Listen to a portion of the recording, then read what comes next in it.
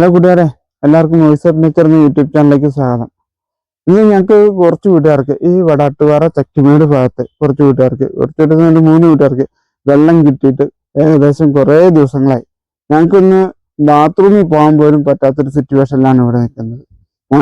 ഞങ്ങൾ ഈ വാട്ടർ അതോറിറ്റിയിലേക്ക് വിളിക്കുമ്പോൾ ആ വാട്ടർ അതോറിറ്റിയിൽ ഇവിടെ വെള്ളം പമ്പ് ചെയ്യുന്ന ചേട്ടനെ വിളിക്കുമ്പോൾ ആ ചേട്ടൻ എന്ത് ചെയ്താൽ ഫോൺ എടുക്കില്ല.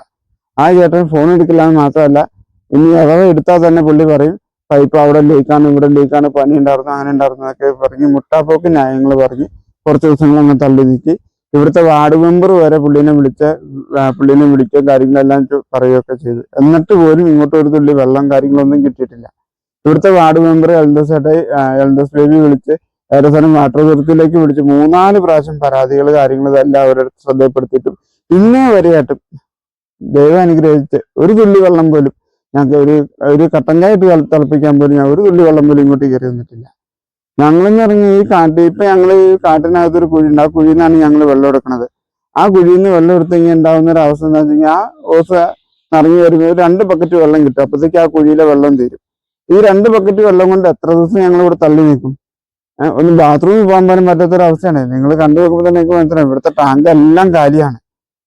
എല്ലാ ടാങ്കും കാലിയാണ്. ഒരു അര ടാങ്ക് വെള്ളം വെച്ചുകൊണ്ട് കഴിഞ്ഞ ഒരു 8-10 ദിവസമായിട്ട് ഞങ്ങളിവിടെ അഡ്ജസ്റ്റ് ചെയ്ത് പോവുക. ഞങ്ങൾ 2 വീട്ടുകാരും. മനുഷ്യനല്ലേ, നമ്മളെല്ലാവരും മനുഷ്യനല്ലേ, നമുക്ക് കുടിക്കാൻ കുടിവെള്ളം ഇല്ലെങ്കിലുള്ള അവസ്ഥ നിങ്ങളൊന്ന് ആലോചിച്ച് നോക്കി.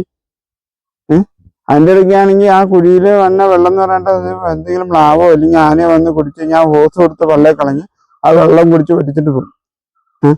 പിന്നെ ഇവിടെ കിണറുള്ളതെന്ന് പറഞ്ഞാൽ തൊട്ട് താഴത്തെ വീട്ടിലാണ്. അതാണെങ്കിൽ കുരങ്ങ് കയറി ദൂരമുള്ളെല്ലാം ചെയ്ത് അതൊരു നാശം ഇതാക്കിയിട്ടൊക്കെ നമുക്ക് അതിൻ്റെ അകത്തേക്ക് തിരിഞ്ഞു പോലും നോക്കാനായിട്ട് ഒരു നിർവാഹമില്ല. അപ്പൊ ആ കിണറ്റിൽ നിന്ന് വെള്ളം കോരി എടുക്കണമെങ്കിൽ തന്നെ ആ കിണർ ക്ലീൻ ചെയ്യാണ്ട് ഒരു കളി നടക്കില്ല. ഇതുപോലൊരു അവസ്ഥയിൽ ഇവിടെ ഒരു തുള്ളി വെള്ളം ഇതേവരെയായിട്ട് ഇങ്ങോട്ട് കിട്ടിയിട്ടില്ല.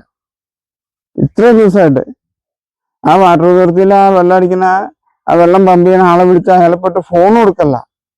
മടുത്തു ശരിക്കും പറഞ്ഞു. ഒരുമാതിരി ഇങ്ങോട്ട് കുറച്ച് വീട്ടുകാരുണ്ടെന്നുള്ള ഒരു മനുഷ്യനാണെന്ന ഒരു പരിഗണന പോലും ആ പുള്ളിക്കില്ല.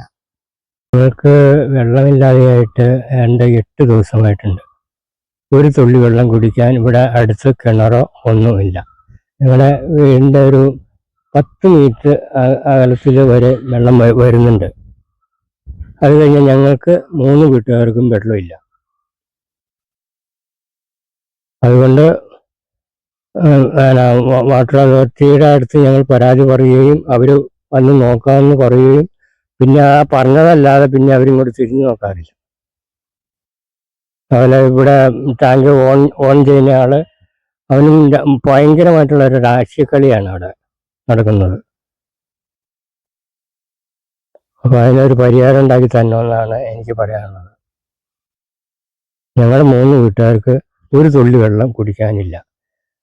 ഒരു കിണറുള്ളതാണെങ്കിൽ അതിൽ കുരങ്ങ് കയറി ഇറങ്ങി കുളിച്ച് അത് നാശമായിട്ടിട്ടേക്കുവാണ്. അത് ഞങ്ങൾ 1/2 കിലോമീറ്റർ അകലെ പോയാണ് ഒരു കപ്പ് ചായക്ക് വേണ്ടി ചായ ഉണ്ടാക്കാനുള്ള വെള്ളത്തിന് പോകുന്നത്.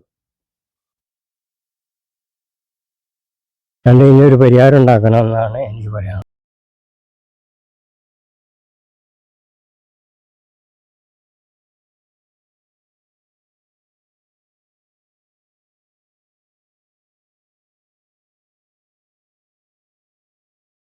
ഈ പൈപ്പിന്റെ വാൽവ് പൂട്ടിയിടാതെ ഈ ടാങ്കിൽ വെള്ളം പിടിച്ചു കഴിഞ്ഞാൽ ആ വന്ന വെള്ളം ആ പൈപ്പിലൂടെ അങ്ങ് ഇറങ്ങി പോവുള്ളൂ. അപ്പൊ കുന്നേ താമസിക്കുന്ന ആൾക്കാർക്ക് ആർക്കും വെള്ളം കിട്ടില്ല. ഒരു തുള്ളി വെള്ളം പോലും കിട്ടില്ല.